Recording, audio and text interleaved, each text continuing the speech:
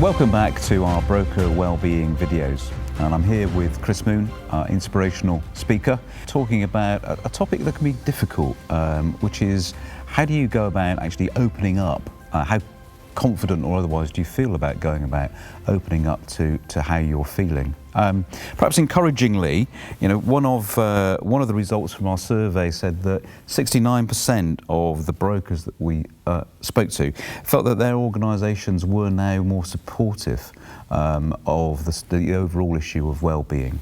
Do you think that translates into people feeling comfortable about talking about issues, Chris? I think it's much better that we're able to have more honest conversations around the whole issue of wellness and how we're feeling. I think that's hugely important.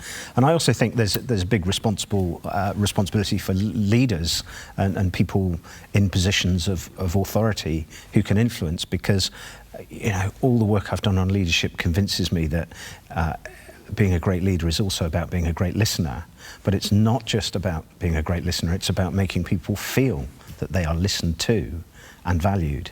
Some people are more sensitive than others, some people deal with things with humour, some people deal with things in entirely different ways. But it's about knowing that I think if we can create the trust in our relationships, that people will be able to say, hey, I'm not having a great day today. I think it is a difficult topic on occasions for people to even broach that subject, with somebody who they might see, isn't having a great day. And I think from what you said, it is about being authentic, but also adapting how you go about that conversation. So, Chris, if people do feel as though they want to open up and start that conversation, what would your tips or advice be about how they could initially go about doing that? Take a deep breath. If you can, make sure it's the right time. When someone's going out the door, it's maybe not the right time to start the conversation. So pick a time that you think you feel comfortable with and the other person you want to talk to feels comfortable with. I suppose that what I would say is, what's the worst thing that can happen? It is very unusual, in my experience, for somebody, when they ask for help, not to be helpful. Because actually, it's most leaders' jobs, isn't it? There's nothing to be embarrassed about. Perhaps the more you do it, the easier it gets. Well, what would you see as the things that are perhaps the triggers that destroy well-being in individuals or in organisations? I think there are a number of them. One, of course, is lack of trust. Some of it is just simply being too busy. But I think the other thing is not being in control. So if we can be organised, prior preparation and planning prevents poor performance. There's quite a lot of research that if you are organised and at the end of every day you come up with your list for tomorrow, you can park it and leave it. That's a lot of the feedback I've had from my workshops, that when people start to do that and really take ownership for the way they're planning their work, it really does help them be more effective and focused. And maybe that leads into my next question. So back to our research again. 59%, so nearly 60% of organisations are committed to reducing stigma. But if you look at that another way around, that means 40% aren't. Yep. So that whole topic of stigma, because I guess when we're talking about opening up, or rather not opening up, that's one of the things that we're concerned about. Yes, and I think it's hugely important to keep banging the drum about saying, actually, we really do need to remove the stigma here.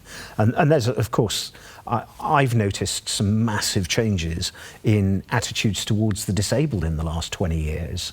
And hopefully that will be something that's mental health is going to be valued to the same extent, that we will start to have honest conversations about people not feeling great, because of course wellness and our state of mind and being is so important. And if we can start to have early interventions, I think it's a lot easier and much more effective. The research would indicate that if you can get an early intervention, things are much more easily dealt with. Sometimes I've worked in some industries where there's quite a macho culture that may mean that it's difficult for people to put their hand up and say, hey, I need some help with this. But of course it comes back to the principle, asking for help is a sign of strength, not a sign of weakness. Yeah, and I think that's that's a really important message, really, to get across in this video. In that, because a lot of us probably won't think of it that way. A lot of people will think about it as a sign of weakness. And of course, it's understandable that some people might not wish to raise their personal issues with their boss. And if that's the case, they don't want to. Then, of course, that's fine. We should respect that. And you know, some people want to talk about things, some don't, and I've noticed in some of the workshops I've done, some people have entirely different coping mechanisms. Some people want to talk to their friends, some people don't. Some people find that having a stiff upper lip for them works. So it is all, of course, different, and it's how we help people to have an open and honest culture. And that's something you said in earlier videos, that, you know, unfortunately there's not a model for well-being. It's all about you as an individual. I guess the good thing though is that, you know, back to some of the research, you know, over 50% in this year's survey feel comfortable talking to their manager about mental well-being, and again over 50% feel comfortable talking to colleagues. Yeah, I think that's tremendous, and it's of course how those conversations can be taken in a constructive line. And I think being open and honest, but also with compassionate intent, is hugely important. And I know that some organisations are worried that if they do start having these conversations, it's going to open the floodgates. But the other question I would ask is, what's it going to cost if you don't have those conversations? People's journeys are all different.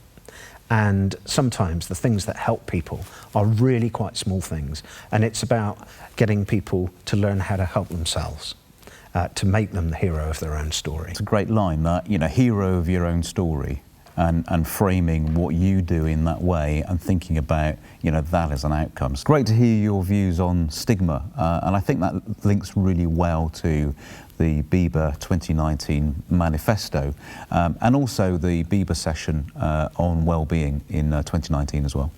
So Chris, thank you for your insights, and again for your, you know, personal perspective on some of that as well. It's really helpful. And please do watch the rest of the videos in this well-being series from Ecclesiastical.